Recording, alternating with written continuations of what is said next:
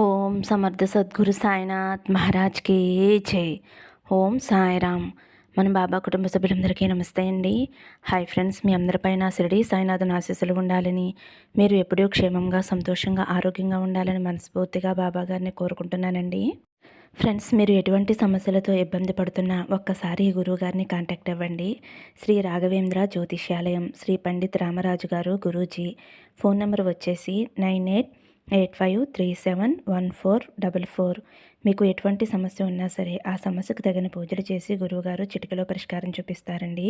జ్యోతిషం చెప్పడానికి గురుదక్షిణగా 211 రూపాయలు ఫోన్పే చేస్తే సరిపోతుందండి. ఈ గురువుగారికి చూపించుకున్న వారికి ఎంతో మందికి మంచి జరిగింది ఫ్రెండ్స్. కాబట్టి ఒక్కసారి నమ్మకంతో గురువుగారిని కాంటాక్ట్ అవ్వండి. ఇంక ఈరోజు వీడియోలోకి వెళ్ళిపోదామండి.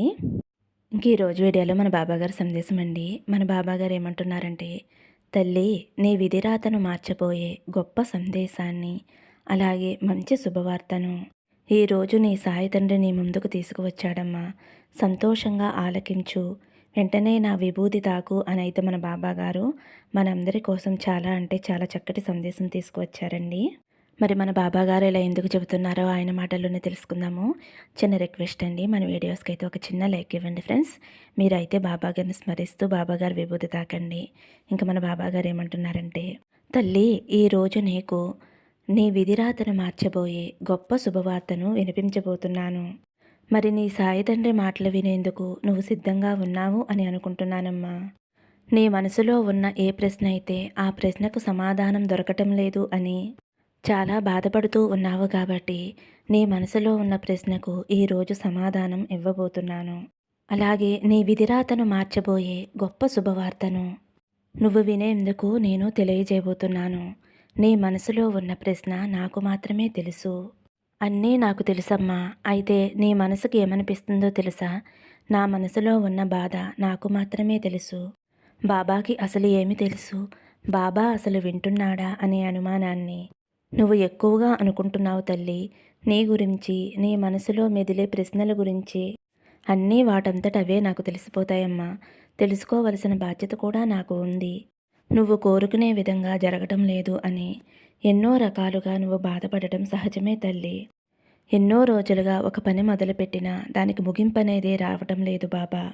విజయం అనేదే కలగటం లేదు బాబా అనే కదమ్మా తల్లి నీ బాధ. ఏ పని మొదలుపెట్టినా దానికి తగినటువంటి అడ్డంకులు లేదంటే నష్టపోవటం జరుగుతుంది. బాబా, నాకు అదృష్టం అనేదే రాదా? నాకు కూడా విజయం చూడాలి అని ఉంటుంది కదా. నేను కూడా నీ బిడ్డనే కదా అని అనుకుంటూ ఉంటావు. ఒక విషయం చెప్తాను తల్లి. నీ కర్తవ్యం గొప్పదైనప్పుడు నీకున్నటువంటి కష్టాలను చూసి భయపడతావా చెప్పు తల్లి? అలా ఏడుస్తూ కూర్చుంటావా చెప్పు తల్లి? ఎప్పుడైనా కానీ ఏ కథకు నిరాశ అనేది మూలం కాదమ్మా. నిరాశ అనేది గెలుపుని తీసుకురావటానికి ఎప్పుడూ కూడా సహాయపడదు. కాబట్టి ధైర్యంగా ముందడుగు వేయి. నీ సంకల్పం ఏమిటో నాకు తెలుసు కదా. అది నెరవేరాలి అనేది నీ ఆశ. నీ ఆశను నెరవేర్చటం నా బాధ్యత కదా తల్లి. కాబట్టి నీ సంకల్పం కోసం, నీ ఆశ కోసం నువ్వు ఏమి చెయ్యాలో నీకు బాగా తెలుసు కాబట్టి ముందుగా దాని గురించి ప్రయత్నించు. దానికి తగ్గ ఫలితం వెంటనే రాకపోవచ్చు, కానీ తర్వాత మాత్రం నీకైతే ఆ ఫలితానికి నువ్వు ఎంతో ఆనందించేటటువంటి ఒక బహుమానంలా భావిస్తావు. నీ మనసులో ఉన్నటువంటి ప్రశ్నకి తప్పకుండా జవాబిస్తాను. అలాగే నీ విధిరాతను మార్చేటటువంటి ఫలితాలను ఈరోజు నువ్వు చూడబోతున్నావమ్మా. నీ గెలుపు అనేది నీ చేతుల్లోనే ఉంటుంది. కొన్నిసార్లు నీ శక్తికి మించి నువ్వు ప్రయత్నించినా ఫలితం రాలేదు అని నిరుత్సాహపడవద్దు. ఎందువల్లంటే లాభ నష్టాలు, కష్టసుఖాలు అనేవి సహజం కాబట్టి. బాబా, నా వల్ల కావటం లేదు అని నేను ఎప్పుడూ కూడా అలసిపోలేదు. కానీ ఇప్పుడు పోరాడి విసిగిపోయాను తండ్రి. ఇదంతా కూడా నువ్వే చూసుకోవాలి అని నాపైన భారం పెట్టావు చూడు తల్లి. అప్పటి నుంచి నీ భారాన్ని నేను తగ్గిస్తూ వస్తున్నాను. ఇప్పటికే నీరసపడిపోయి ఎంతో అంటే సూర్యుడు ప్రకాశవంతాన్ని కోల్పోయినట్లుగా నీవు కూడా నీ ప్రకాశాన్ని కోల్పోయి విసుగు చెంది ఉన్నావు తల్లి. ఇక నువ్వు విచారించవలసిన అవసరం లేదమ్మా. తప్పకుండా నువ్వు దేని గురించైతే విచారం చెంది ఉన్నావో దానిలోనే నువ్వు గొప్ప ఫలితాన్ని చూడబోతున్నావు. బలహీనపడటం అనేది సహజమే తల్లి. నేను ఒప్పుకుంటానమ్మా. ఏదైనా కానీ నీ మనసులో ఉన్న కోరిక నెరవేరనప్పుడు ఎక్కువసార్లు ప్రయత్నించి ఆ పని అవటం లేదు అని విసుగు చెందినప్పుడు దానివల్ల నిరాశ, నిస్పృహలు అనేవి ఏర్పడతాయి. కానీ ఆ సమయంలోనే ఇంకాస్త ధైర్యంగా ఉండవలసిన అవసరం మీకు ఉంటుంది. అలాగే మీకు ముందు ముందు రాబోయేటటువంటి ఫలితాలను పొందే అర్హత మీకు ఉంటుంది. నువ్వు ఎంత పోరాడితే తల్లి నీకు లాభం అనేది కూడా అంతే ఉంటుంది. చూడు తల్లి, విజయం అనేది ఏదైనా సరే నువ్వు పోరాడే దాన్ని బట్టే నిన్ను చేరుకుంటుంది. ఆ గెలుపు వచ్చినప్పుడు ఆ విలువ అనేది, ఆ సంతోషం ఇంకాస్త పెరుగుతుంది. నా బిడ్డల కోరికలను నేను కాక మరెవరు తీరుస్తారు? నేను వారిని అనుగ్రహించటం కోసమే కదా నా యొక్క అవతార కార్యాన్ని దాల్చాను. బాబా అనుగ్రహం పొందటానికి ఆయనకి ఏ విధమైన నిబంధనలు ఉండవు. ఆయనకి మీతో ఉన్న బంధం వలన తండ్రి బిడ్డని ప్రేమించినట్లుగా ప్రేమిస్తాడు. తండ్రి బిడ్డలో ఉన్న యోగ్యత చూసి ప్రేమిస్తాడా? లేదు కదా. అలాగే బిడ్డ యొక్క అర్హత ఏమిటి? ఆ తండ్రికి జన్మించటమే. అదే కదా ఏకైక బంధం.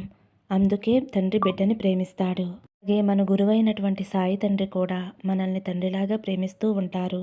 అందరము కూడా ఆయన బిడ్డలం కాబట్టి మనం ఏదైనా ఎక్కువగా ఆలోచిస్తున్నా, కంగారు పడుతున్నా, అంటే ఆందోళన చెందుతున్నా, అధైర్యపడుతున్నా అన్నిటికీ కూడా బాబాగారు అంటే ఆయన్ని మనం ఏ విధంగా నమ్ముతామో కూడా అదే విధమైన ప్రేమతోటి ఎప్పుడూ కూడా సమానమైన భావంతోటి చూస్తారు.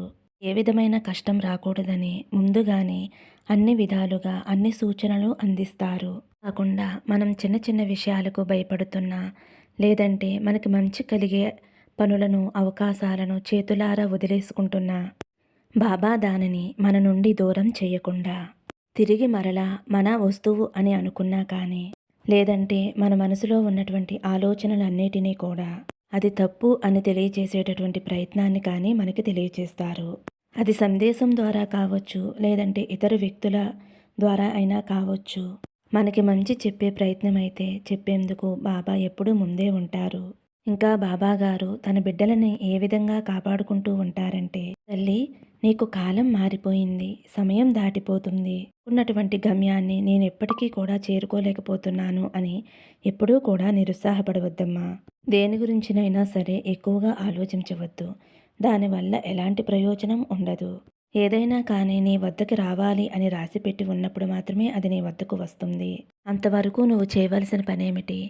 నీ పని నువ్వు శ్రద్ధగా చేసుకుంటూ, అలాగే ఎన్ని ఒడిదుడుకులు ఎదురైనా నువ్వు పొందాలి అని ఆశగా ఉన్నప్పుడు దానికోసం నువ్వు అహర్నిశలైనా సరే కష్టపడవలసిందే. ఎందుకంటే ఒక విజయాన్ని నువ్వు పొందాలి అంటే కొన్ని సులువైనవి కావచ్చు, కష్టమైనవి కావచ్చు. కానీ నువ్వు పొందాలి అని అనుకున్నప్పుడు, కాబట్టి ఆ కష్టానికి తగిన ప్రతిఫలం నువ్వు పొందాలి అంటే నువ్వు ఇంకాస్త ఎక్కువగా శ్రమించవలసిన అవసరమైతే నీకు ఉంది తల్లి. అలాగే మధ్య మధ్యలో ఎన్నో ఒడిదుడుకులను ఎదుర్కొనే అవకాశం ఉంది. వాటన్నిటినీ దాటితేనే కదమ్మా తర్వాత నీ ప్రయాణం అనేది ఎంతో హాయిగా ఉంటుంది. అలాగే ఇప్పుడు నువ్వు ఎన్ని కష్టాలనైతే ఎదుర్కొంటున్నావో ఆ తర్వాత వచ్చే రోజులు అన్నీ కూడా దానికన్నా 1000 రెట్లు పూలబాటగా ఉండబోతుందమ్మా. మారిపోతుంది బాబా. ఇప్పుడున్నటువంటి సమయం కూడా ఎక్కువగా లేదు. అన్నీ కూడా నాకు వ్యతిరేకమైన రోజులే గడిచిపోతున్నాయి. ఇంకా ఈ విధమైనటువంటి జీవితాన్ని ఎన్ని రోజులు గడపాలి చెప్పు తండ్రి అని నువ్వు అనుకుంటున్నావేమో. అలా ఎప్పుడూ అనుకోవద్దు. కాలం మాత్రమే మారుతుంది. ఎప్పుడూ ఒకేలా ఉంటావు కదా. నీ మనసుకు తగిన విధంగా, నీ ఆలోచనలకి తగిన విధంగా నువ్వైతే మారిపోతూ ఉంటావు కదా. ఇది నువ్వే అర్థం చేసుకోవాలి. ఎందుకంటే నువ్వు జాగ్రత్తగా ఆలోచించుకుని, నిన్ను నువ్వు అర్థం చేసుకుని, ఎప్పటికీ కూడా ఏ సమయంలో ఏ పనిని ఏ విధంగా చెయ్యాలి అనే చాతుర్యం నీలో ఉండాలి తల్లి. నీలో ఇంకాస్త నువ్వు చేసేటటువంటి పనిలో తపన అనేది ఏర్పడుతుంది. ఇది కాస్త చేరువలో ఉండేది కాస్త నీ చెంతకు వస్తుంది. దాని వలన నీవు అతి త్వరలోనే విజయాన్ని పొందే అవకాశాలు ఏర్పడతాయి. నీ గురించి అంతా నేను చూసుకుంటాను. నీకు ఏమి కావాలి, ఏ సమయానికి ఏది అందివ్వాలి, వీటన్నిటినీ కూడా నీకు ముందే రాసిపెట్టి ఉంచాను. నిరాతని సైతం నువ్వు ఎదిరించేటటువంటి ఒక గొప్ప శుభవార్తను, నువ్వు వినేటటువంటి అవకాశాన్ని నువ్వు పొందబోతున్నావు అని నేను ఊరికనే అన్నానా ఏంటి? నీ విధిరాతను సైతం మార్చబోయేటటువంటి ఒక గొప్ప అవకాశాన్ని నీ కోసం సృష్టించబోతున్నాను అనే కదమ్మా అర్థం. బట్టి ఈ సందేశంలోని ఆంతర్యం అదే తల్లి. ఇప్పటి వరకు నువ్వు పొందనటువంటి జీవితాన్ని రోజుల్లో పొందబోతున్నావు అనే కదమ్మా అర్థం. విధిరాతను మారుస్తున్నాను అంటే తప్పకుండా నువ్వు మంచి శుభవార్తను వింటావు అని ముందే సూచిస్తున్నాను. మరి నా సందేశం విని సంతోషంగా, ఆనందంగా ఉంటావు అనైతే నేను అనుకుంటున్నానమ్మా. సర్వే జనా సుఖినో భవంతు. సమస్తం సద్గురు సాయినాథార్పణమస్తు. శుభం భవతు. జై సాయిరామ్.